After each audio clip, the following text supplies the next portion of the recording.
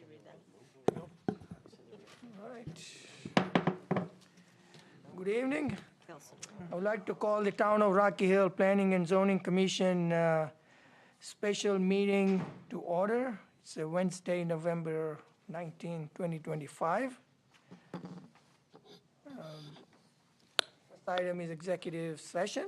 Make a motion to go into executive session? I'll second that. Please, if you would please at least read what this says, and the town attorney who present this evening is Attorney Ken Slater. Make sure you announce who's allowed to go into the executive session. So the representing attorney is Attorney Ken Slater. He'll be presenting the issue. And then all the Okay. commissioners. Read this. Okay. So I think Commissioner, it will be myself, Commissioner Marhose, Commissioner Zarelli, Commissioner Glico, Commissioner Lacco, Commissioner Brescia, and then Commissioner Robbins would be, Were you, and Commissioner Hussey, sorry, yes, would be joining, and staff, Kim. Recording secretary or no? Okay. No. All right, so that's it. So we have, You gotta vote. So can I have a vote to go into executive session? All in favor? Aye. Opposed, motion passes.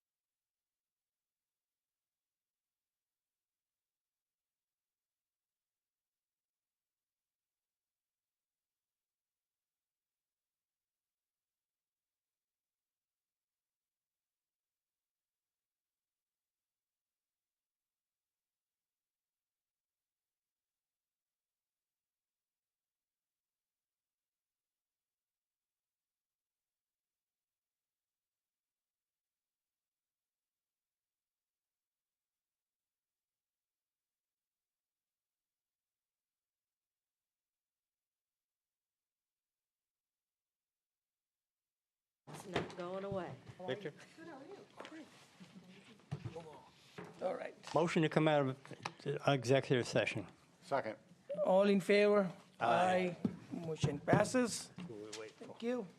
Do you want to take a break? Just 5 minutes? Can I have a motion for 5 Motion minute for a break? 5-minute recess. Can I have a second?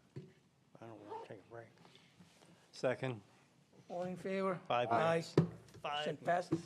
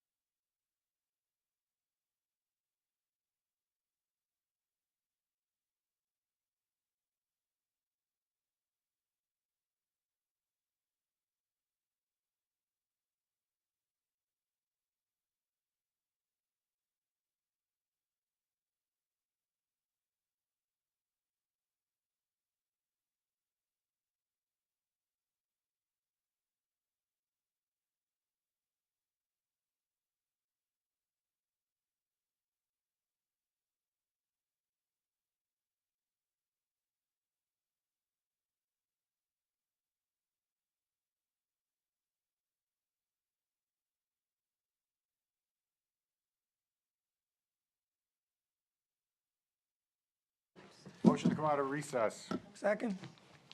Second. All in favor? Aye. Motion passes. Here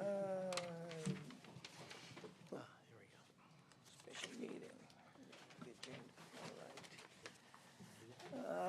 like to open up comments to the public on the topics that are not on the agenda. If anyone who would like to address to the commission.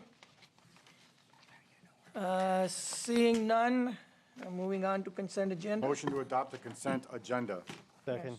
All in favor? Aye. Motion passes. Item 4A. Subdivision application, Reed Builders LLC proposing to subdivide approximately 5.73 acres into 8 building lots on property located at 565 West Street in an R20 residential zoning district, ID 13-145. You have a applicant? No. Yes. Mr. Chairman, I'd like to recuse myself. I am the applicant. All right. Thank you. And Mr. Chairman, I have to recuse myself as I live in the adjacent subdivision. All right, you both can sit in the back, right, next to each other?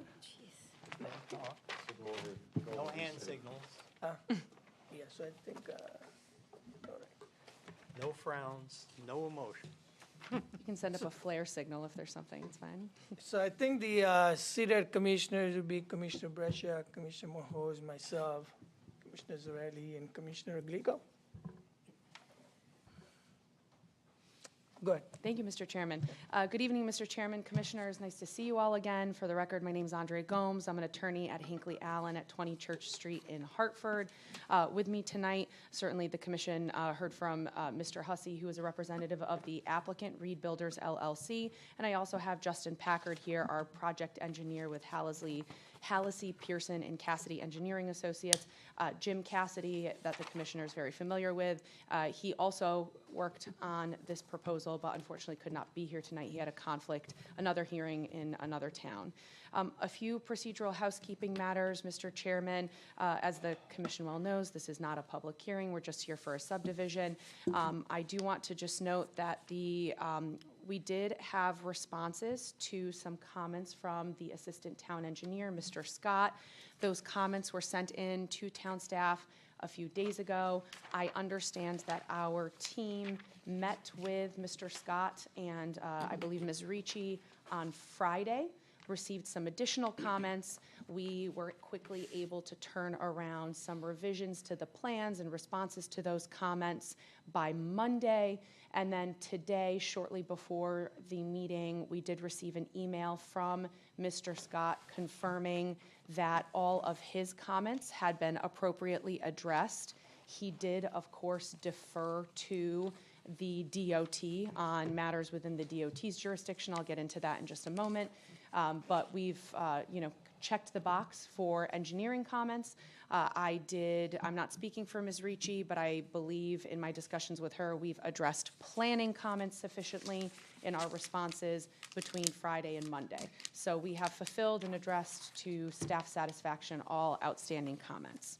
And I did hand a copy of Mr. Scott's email. I handed copies to Ms. Ricci, and she disseminated them to the commission, so you do have his response there. I wanted to start with just a little bit of an overview before I get to the application of the subject property. The commission can see here on the screen that red pin is actually not accurate. Unfortunately, Google didn't get it wrong. Our property is to the south or below that driveway, just above that red pin. Oh, I have a mouse. I might be able to. Yeah, that's the cemetery, right? Well, the mouse does not work, but the commission is familiar with it. So just below this red pin is our property.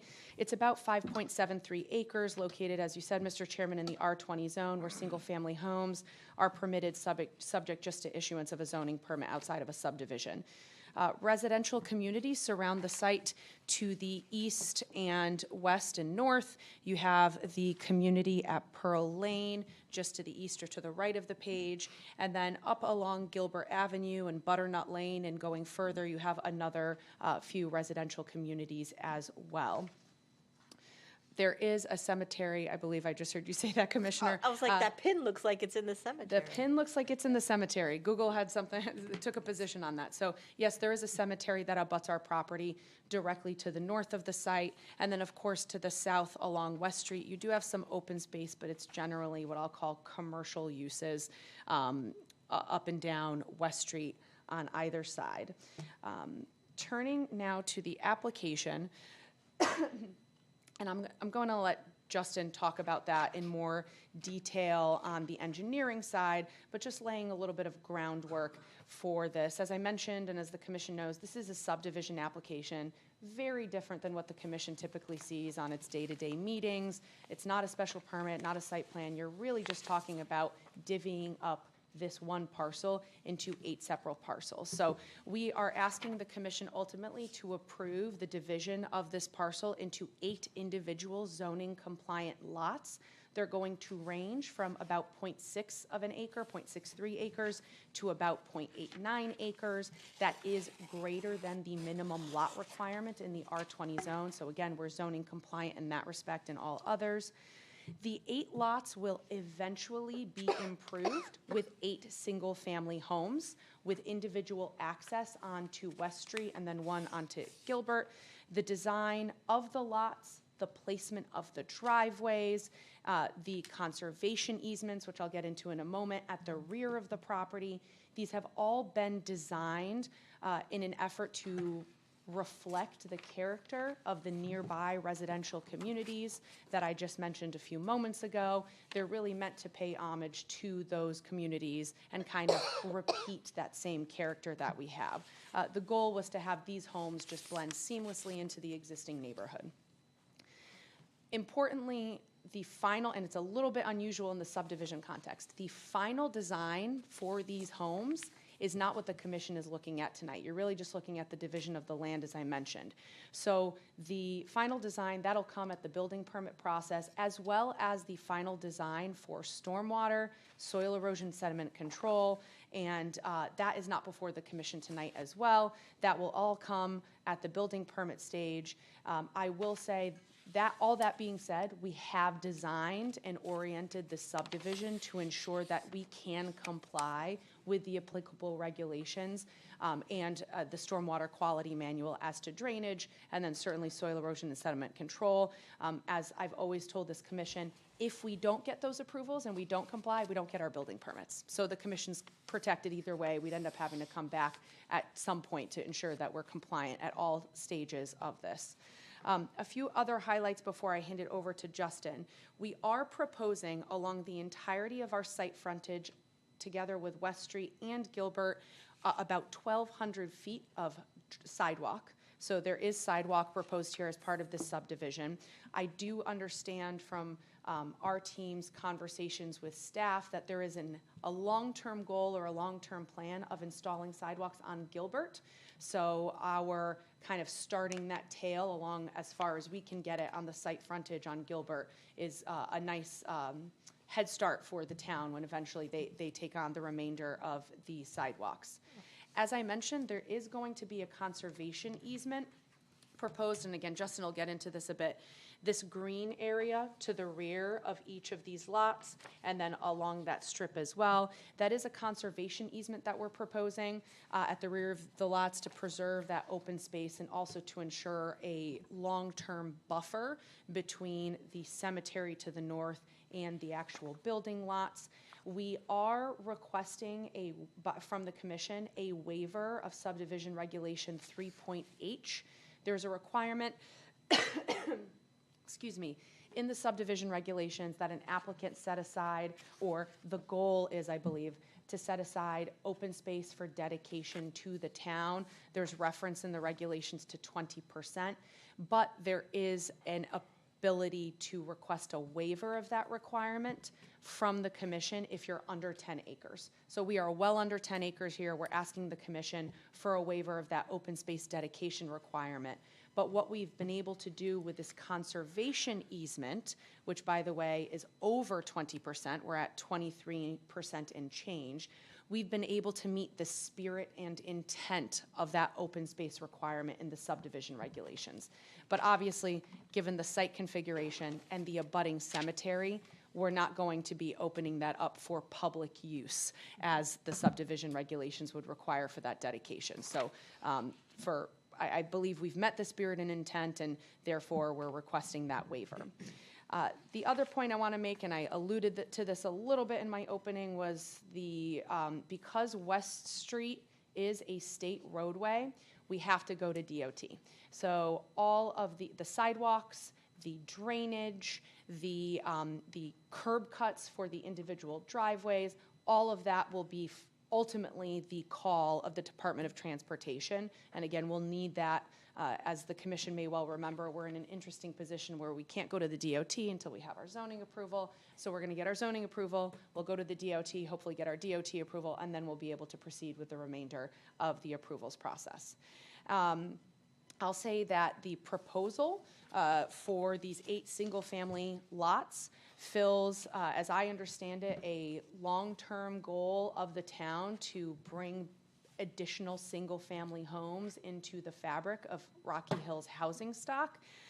The lack of single-family homes is mentioned in your new Plan of Conservation and Development at page 7, and I understand it's been discussed by the commission at length in recent meetings, just the need for these single-family homes. So we're furthering that goal, that planning goal with this proposal.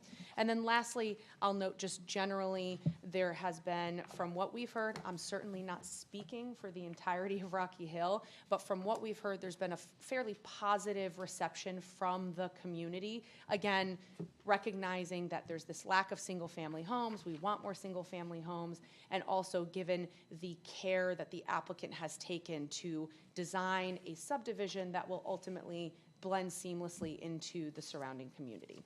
With that, Mr. Chairman, I'm going to ask Justin to come up and just touch on some of the engineering aspects. All right, thank you. Thank you.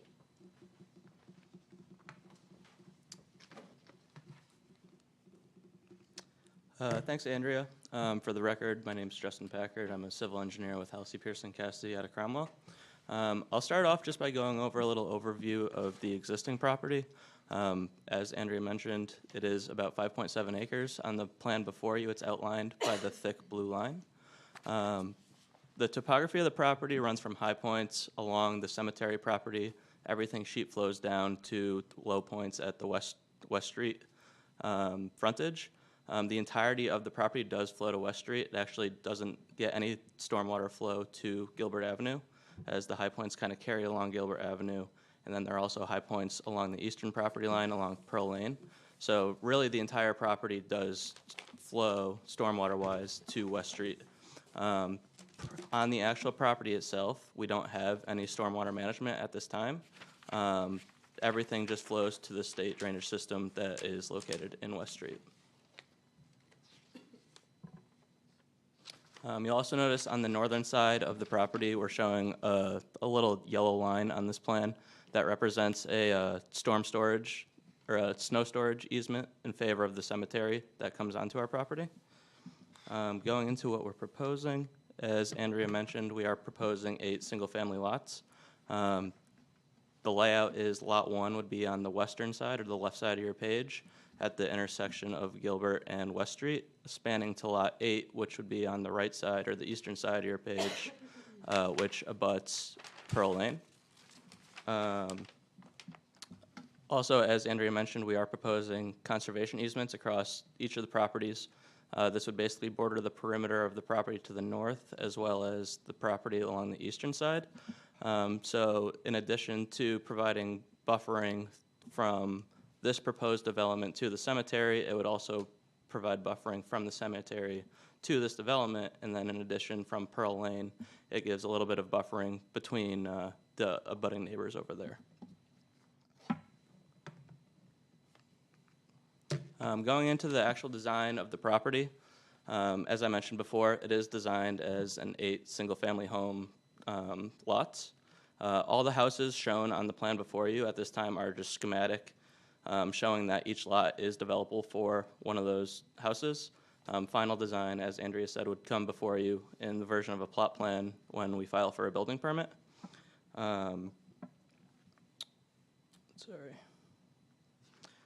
As Andrea also mentioned, we are proposing about 1,200 linear feet of sidewalk that would carry along the entire frontage of West Street, connecting to the existing sidewalk that comes from the Pearl Lane frontage, and then wrapping around the intersection with Gilbert Avenue, and then running up to the northern intersection of our property with the cemetery property.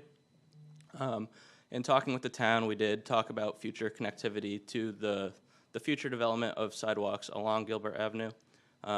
We kind of determined that if there was a future development of sidewalks, which it sounds like next year there will be, it would probably occur on the eastern side of Gilbert Avenue. This is due to a couple of reasons. The western side of Gilbert Avenue is pretty much already developed all the way down Gilbert Avenue, whereas the right side still has vacant properties. So in the development of those properties, there is a higher chance of a sidewalk being developed on the eastern side. In addition to this, there are more steep slopes to deal with on the western side of Gilbert Avenue, so it provides more of a drainage or a grading issue when trying to install that sidewalk on the western side.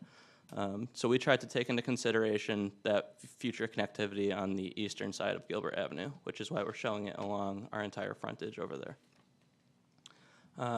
The proposed homes are proposed to be serviced by public water and public sewer. On the plan before you, the lightest blue line that's running through West Street represents the existing water main that runs in the right-of-way. We're proposing to just tap into that water main for all 8 lots. And then for the sewer, presently there is an existing sewer main that ends at the Pearl Lane intersection.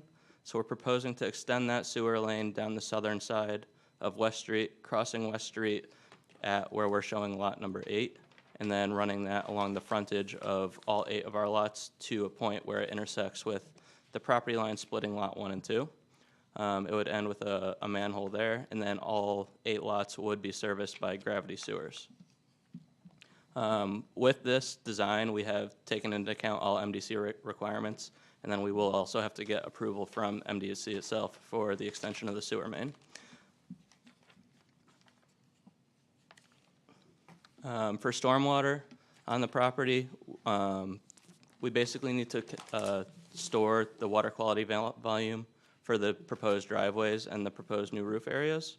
We're proposing to do this via 6 underground infiltration systems on lots 2 through 7. So at the end of each driveway, you would have a catch basin that would gather the runoff from the driveway, connect into that underground system, and then in addition to that, a roof leader from the proposed houses would also run to that underground system. And then on lots 1 and 8, because of the way the grading is set up, we're proposing rain gardens on those 2 lots instead of a underground infiltration system. Like Andrea said earlier, for now we are just showing schematic designs for the sizing of this. Obviously, when we get finalized building plans, we'll go through and recalculate and make sure we have enough storage capacity for whatever proposed house ends up on the lot. That'll be influenced by the footprint area of whatever house is chosen. Access for the site, we're currently showing an individual driveway for each house with an individual curb cut along West Street. We tried to orient them so that 2 driveways are entering West Street at about the same areas at the intersecting property lines. We did this to try and space out how many curb cuts there were along West Street, so by having 2 coming in at similar locations, we're able to have a longer stretch of West Street without another curb cut. All of that with the exception of Lot 1, which we're proposing to have access off of Gilbert Avenue, off the northwestern corner of the property. You'll also notice on the plan before you, between each lot, there are 2 pinkish colored lines right off the side of the proposed property lines. This represents a right to drain that was actually recommended by your engineering staff, so that grading and drainage rights can be passed between the property owners of the neighboring properties for future maintenance and needs to connect to that drainage. Naturally, the houses all face south on this development, which is a good thing for passive solar. So that naturally works for us to set up for good solar on all 8 of these properties. In the review process, we did receive comments, as Andrea mentioned, from town staff. We feel like we've met with the town and they've confirmed that we have addressed all of their comments. In addition to this, we have reached out to the state archaeologist. Just through construction of Pearl Lane, we can tell that it's anticipated that we could potentially run into some dinosaur prints in the construction of this property. So we will make sure to coordinate with their office and make sure that any of their needs are met during construction. Also, as Andrea mentioned, a majority of the drainage and the connection of the driveways will come down to review from the state of Connecticut. So we will have to file for an encroachment permit with the state for both the utility access, the driveway access, the sidewalks, and the stormwater runoff. With that, I think that concludes my portion of the presentation.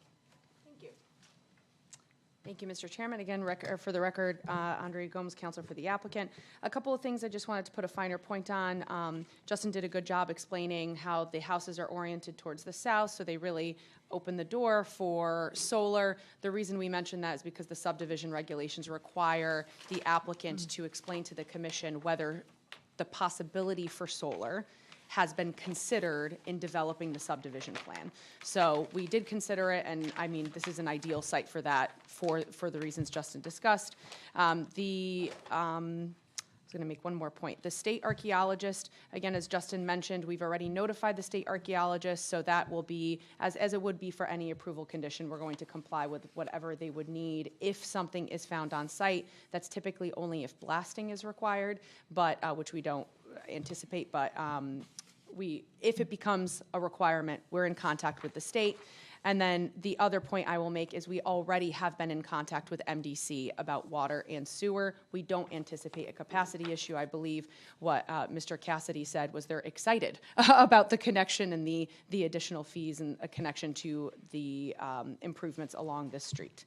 So with that, Mr. Chairman, the only other thing I'll say is from an applicant's perspective, certainly council's perspective, this is a much easier subdivision application than you typically see. Reason being, we're not proposing any roads.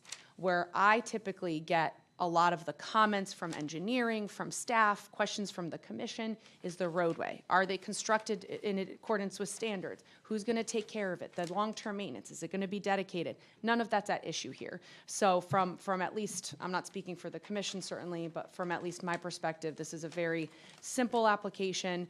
Do we comply with the subdivision regulations? And our contention is we do. Staff agrees. And with that, Mr. Chairman, I'd request approval, and I'll certainly turn it back over to the commission for any questions. All right, thank you. Start comments. I think this is not a public hearing. My first question is that, does this have anything to do with an association, like a condominium type association or anything? So no signs, no anything like that? No, it's going to be they're going to be individually sold. And then how does Lot 1 differ in building with the state DOT versus the other lots, since it curb cuts on Gilbert? So it will just impact what the DOT is only going to be looking at what's in the right of way. Because there is no curb cut, they're not going to be looking at the curb cut. They will certainly be looking at the sidewalk that's proposed in front of Lot 1. And we are, as Justin said, we're draining to a rain garden, which means we have nothing coming to the DOT system for that. So they're not going to be looking at drainage with respect to Lot 1. The rest of the drainage, as Justin explained, all of that flows right into the DOT system, which is why they're looking at it. So I guess the answer, to sum it up, the only thing they're really going to be looking at for Lot 1 is the sidewalk, because that's the only work being done, and potentially if there's any grading. Utility connections. Oh, and utility connections, excuse me. Apologies. I have no other questions. Commissioner Glico? I'm good. Commissioner? Couple questions. I know we're not the Inland Wetlands Commission, but was a wetland delineation done on this site?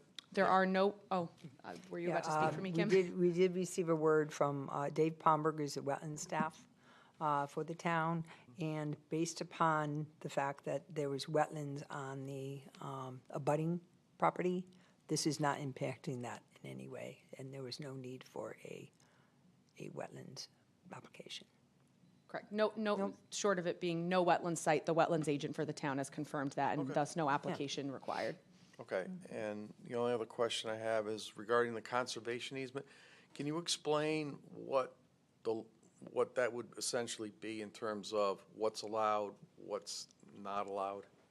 So they're typically, we don't have it drafted yet. They are typically drafted in consultation with town staff and sometimes obviously the town attorney because it is a legal document. What they often provide is just a don't touch. Don't touch, conserve the property, let it remain open space.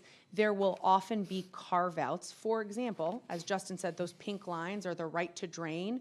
There will likely be a carve-out in the conservation easement that says you can still use that right to drain even though it's a conservation easement. There have been conservation easements that I've seen in my developments that I've worked on that will carve out, for example, the need to, if you're mowing the lawn or just general maintenance. But the idea is that you're not building anything in that area and you're conserving the property essentially as open space. We will work out the details certainly with staff, and that's typically comes post-approval. There's also a marker we have that we can put on, and I know in talking with our meetings with the engineers, both Justin and Jim, we were talking about possibly putting a post of some sort on the property with an actual placard.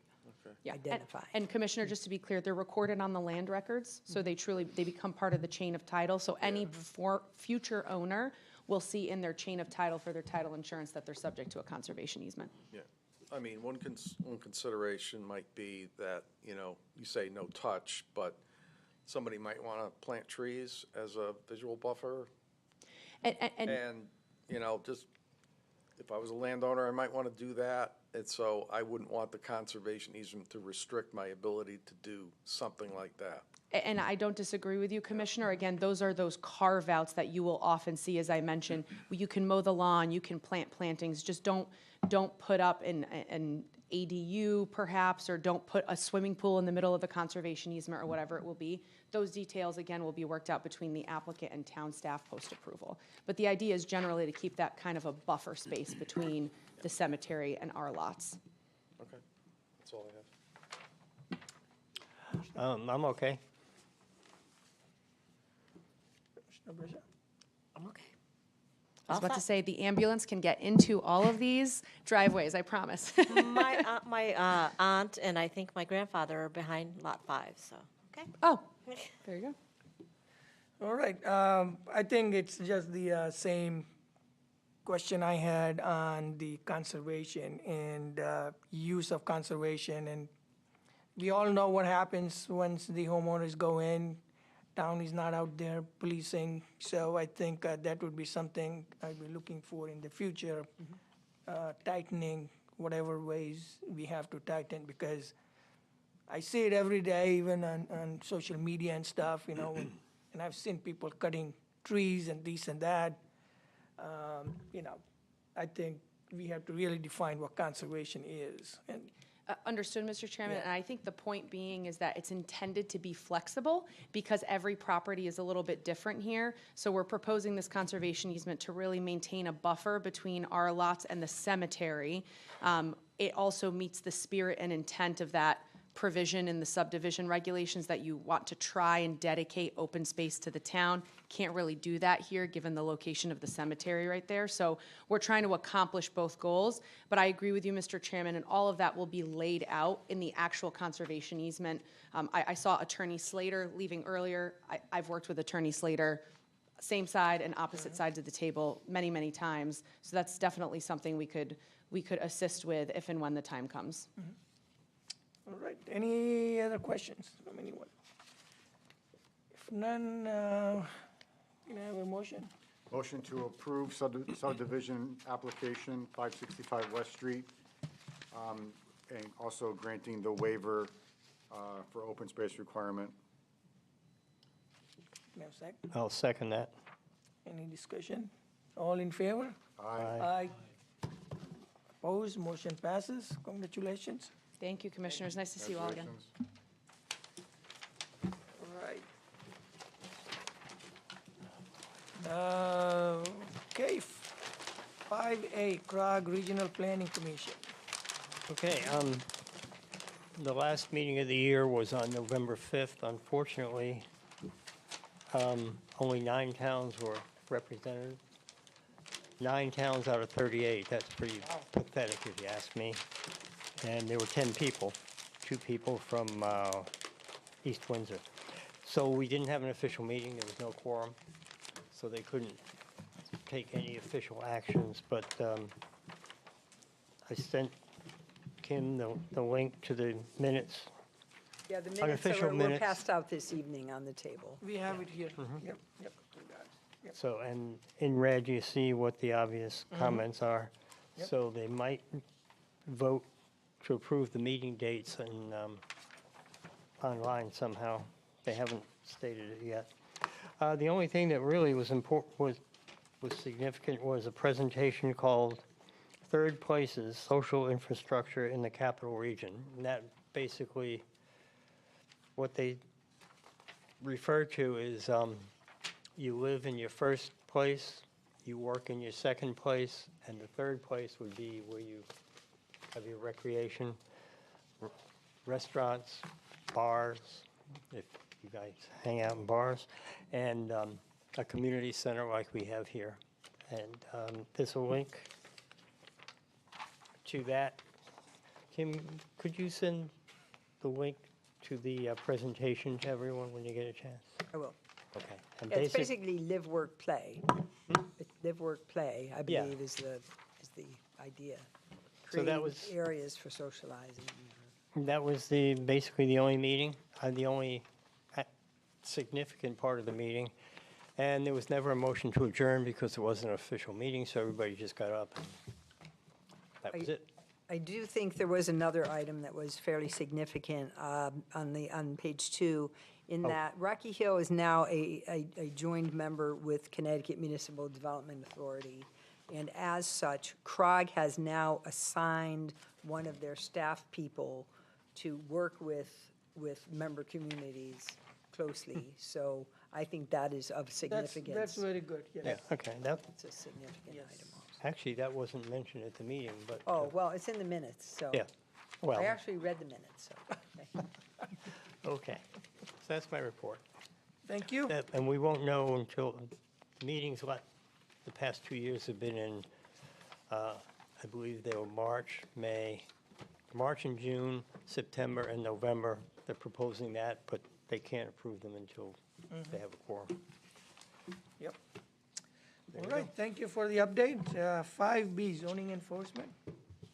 I don't see, I came in last second today, so I don't see the zoning enforcement report, but there was an item that I know that one of our commissioners did send out something to me concerning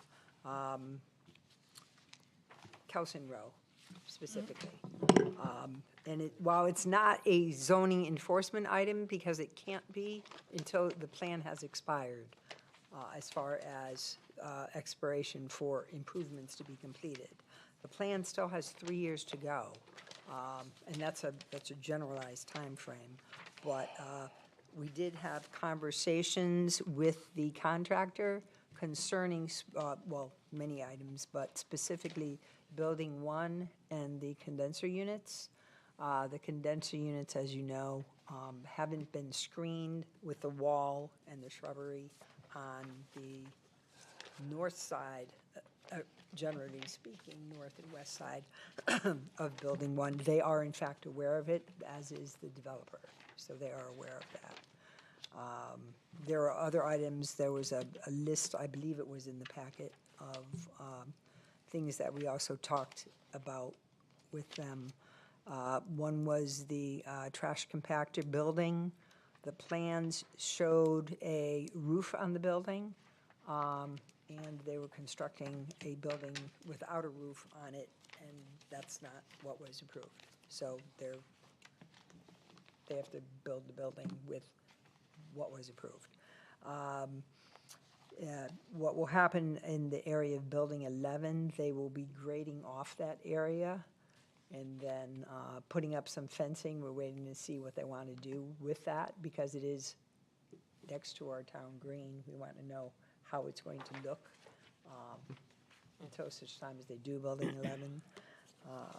And then we're waiting for a as-built survey, an interim as-built survey. The project, once again, will not be complete until Building 11 is done, and the sidewalks also. The sidewalks on Pratt Street require the town Steve Soplak and Jason Scott to garner grading easements to get those sidewalks done. So they're in the process of dealing with that. All right. Any questions from members on that? Nope. If not, minor modifications? I'm trying to remember. There was an application for a minor modification for a security shack and a gate at Montage Apartments, which is the ones on West Street. With the bypass lane to, in case you drive in and you don't want to actually go there, you can, there's an escape lane. So, Okay. Plan Implementation Committee? So, did you? I don't you can go ahead, I forgot what we Okay, we had our first meeting. It was well attended. We did decide that we were going to assign tasks to different commissions. Instead of doing the spreadsheet, we were assigning tasks to different commissions. And I will be attending an Economic Development Commission, I believe, next month, with the list of tasks out of the POCD, and explaining, what they are to do with that task, with those tasks. Derek Kalin, who's the appointee for the Open Space Conservation Commission, also known as the Wetlands Agency, did take those tasks back to their commission, and I've been invited to go back to the wetlands meeting to explain, what they need to do and prioritize, and the fact that they will be bringing their status reports back to PIC in the future. The committee did decide to meet quarterly. Obviously, the committee can decide that, okay, if quarterly doesn't work, they can go bi-monthly or monthly. That depends on the committee. We did have members that were not present. We also had, we had a member of the Walk Bike Rocky Hill committee there. That was Ed Ciccarello. He was present. We had Vinan Gala, who's the chairman of Affordable Housing, which was great that he could appear also, and he will be coming on a regular basis also. Derek Kalin, Alandra Main from Economic Development, and I don't know if the committee would like a Economic Development Commissioner. I don't know, but as different topics come up, we will certainly, be reaching out to Housing Authority or whomever is needed. I don't know if Dimple or Victor, who were present, I don't know if they have anything they want to. Yeah, I think, so it was a good meeting. I think at a 10,000 foot level, what we discussed was we wanted to discuss about certain topics rather than focusing on too many things, so that we can, address those issues. And as you said, each committee will take back homework and come back with their suggestions.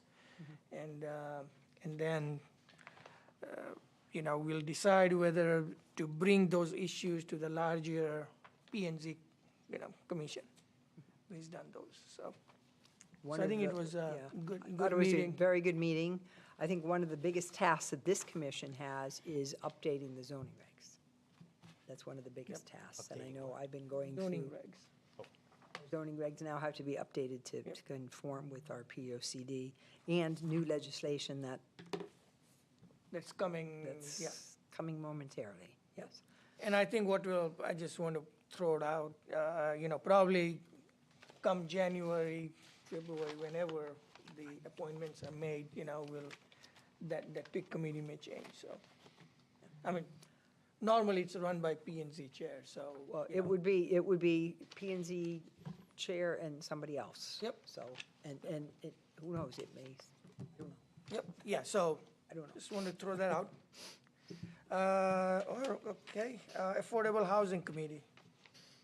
Affordable Housing Committee met also. They were discussing once again, the I-291 right-of-way. They were discussing other possible regulations to suggest to this body, dealing with middle housing, which is in concert, kind of in concert with what we're going to be seeing in new legislation. Talking about mixed-use developments also where there's an affordable housing component, which we have already, but I think they wanted to get a little more detailed on that.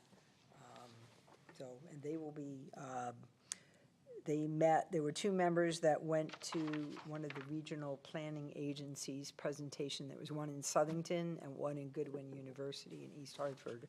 And I went to Goodwin, and two others went to Southington to discuss the regional strategy.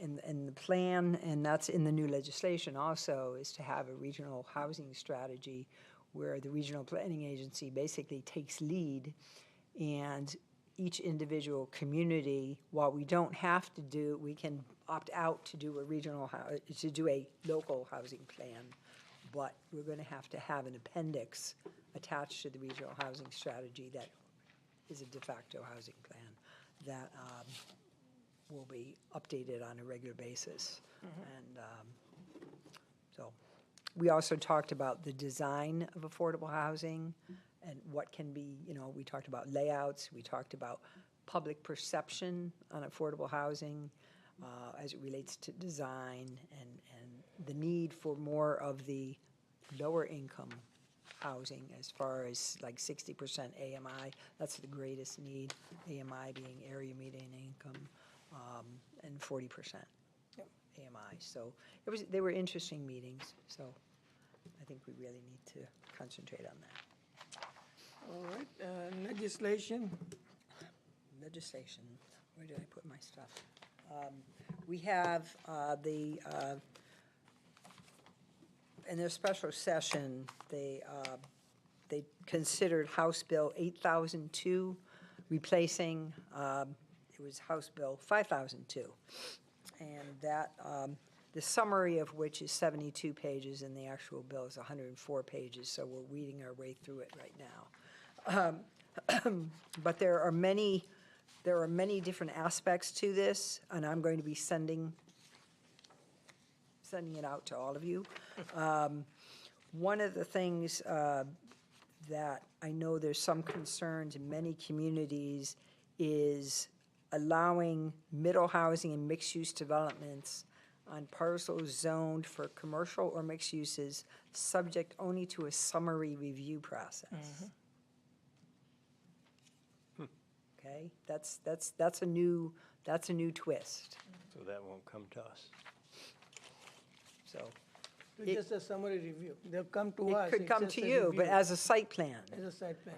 Yeah. Does it meet the regulations or not? So there's a list of items. If those items are on the plan, check, it's approved. There's no hearing, so that's one where there's a little bit of angst on town's parts. But there's a lot of things with respect to assistance programs in here, opportunities for grants, which is great. They talk about the regional housing strategy. They want you. So, Yep. I don't know if you want me to go into more No, that's fine. I detail, think we'll but we have to will, address I it mean, in I'll the be future, getting this out to everybody, so. yeah. Right, Oh, you want communications. that article? Oh, killing me. What? What is this? Which one's that one? Nothing. He has to recuse. He's- Tell me. What? Hey, this was given to me. What do I What are know? we talking about here? Nothing. This was hey. I know what you're saying. I'm sorry. I have no idea. Let's move on. Oh, and this was the, you should be aware that, there's a few things you should be aware of. The Sustainable Rocky Hill Group did actually receive a silver certification for sustainable projects here in town. It's a 3-year review period, a 3-year look back. So we have to keep those things going. And while at the end of 3 years, some of those things will bump off that chart, We can go backwards, we don't want to go backwards, so that group is still continuing to meet. They meet on a monthly basis. You should also be aware that we received a silver award for economic development and land use process. It was an application that Alandra Main and I worked on through CEDA's Economic Development Association with the state of Connecticut, and we got a silver award on Congratulations, that. that's So good. That was Good very job. good, too, so. All right. What's next? Bills. We don't have any bills. Motion to adjourn. Second. Oh, you got it. You beat me to it. You really want All in it. favor, I Aye.